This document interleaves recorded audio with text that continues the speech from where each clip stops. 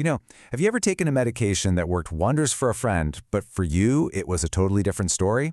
Maybe it did nothing, or maybe you got hit with a bunch of side effects. It's an incredibly common experience, and it really gets at a fundamental truth about medicine. Our bodies are just not all the same. So today, we're going to unpack exactly why that is, and how understanding these differences is really the key to the future of medicine. So that's the big question, right? Why does a one-size-fits-all dose of medicine seem to fit so few of us perfectly? Well, the answer isn't just random luck. It's actually a super complex dance of factors that are unique to every single one of us.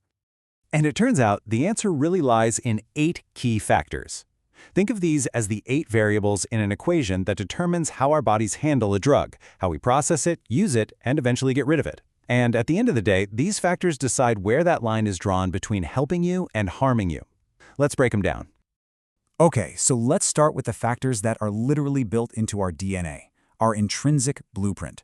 These are the things we can't really change: our age, our biological sex, and of course, our unique genetic code.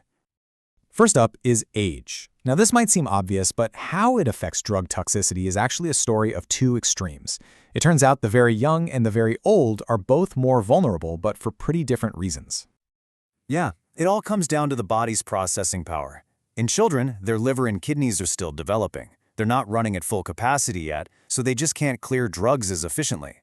On the flip side, in older adults, those same organs are starting to slow down, which can lead to the exact same problem. The drug hangs around for too long and builds up.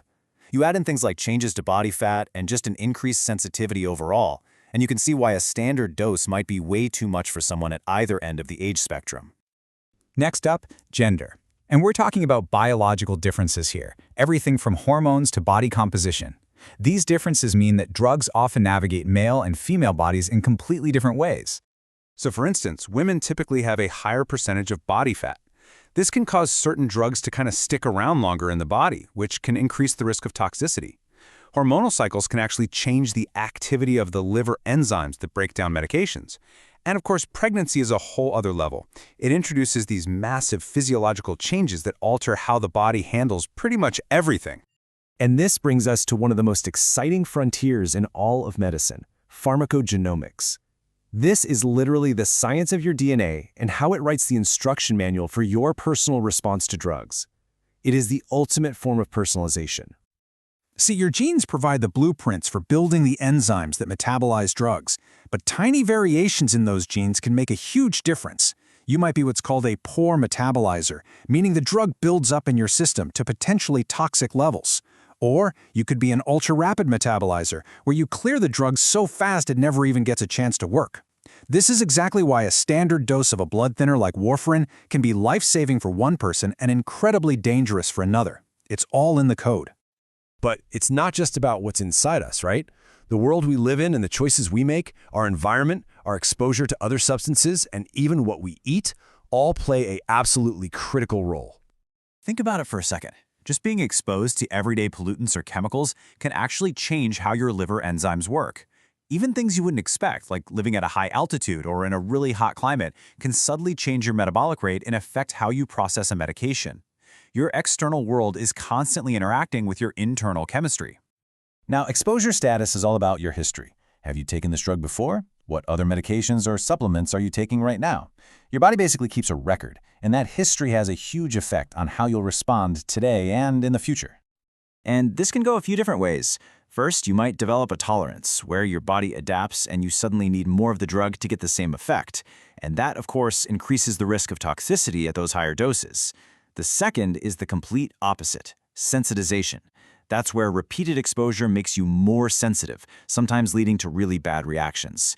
And third, and this one is super common, is drug-drug interactions, where one medication messes with another, often dangerously cranking up its concentration in your body. And diet is a perfect example of this. You've probably heard about the grapefruit juice thing. It's famous for a reason. It shows that something so seemingly harmless can actually block a crucial enzyme in your gut. When that happens, certain medications, like some cholesterol or blood pressure drugs, get absorbed at much higher, potentially toxic levels. It's a powerful reminder that everything you put in your body matters.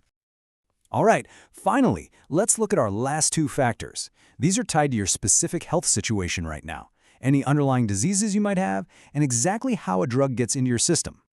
Now, this one's pretty intuitive, but it's incredibly important.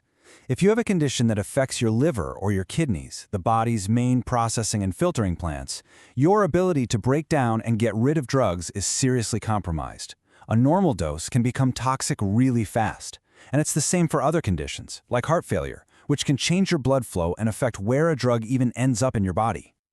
And last but not least, the route of administration, how the drug actually gets into you, is a huge deal. It directly controls the drug's speed and concentration. As you can see here, an IV is the most direct path. You get 100% of the drug almost instantly. That's amazing in an emergency, but it also carries the highest risk of acute toxicity. In contrast, taking a pill is slower, it's more variable, and a skin patch gives you a really slow, steady release. Each method has its own unique risk profile. So after looking at all 8 of these incredibly complex, interconnected factors, you might be thinking, wow, what's the solution here? Well, the answer, and really the whole future of medicine, is about putting all these pieces of the puzzle together. And that brings us to this idea of personalized medicine. It's about a massive shift away from that one-size-fits-all model. Instead, it's an approach that looks at your unique combination of genetics, your environment, your health status, your lifestyle, all of it, to find the right drug at the right dose just for you. And the promise here is just incredibly powerful. By analyzing all these personal factors, doctors can actually tailor therapy to your specific blueprint. The goal is so simple, but it's also revolutionary: to slash the risk of toxicity while cranking up the chance that the medicine will actually work. It's all about making medicine safer and a whole lot smarter. So I'll just leave you with this thought. The next time you take any medication, just remember those 8 factors that are all at play inside of you. And think about a future where medicine isn't just about treating a disease, but it's about treating an individual in all their unique, amazing complexity. What if your next prescription wasn't just for everyone, but was designed specifically and only for you?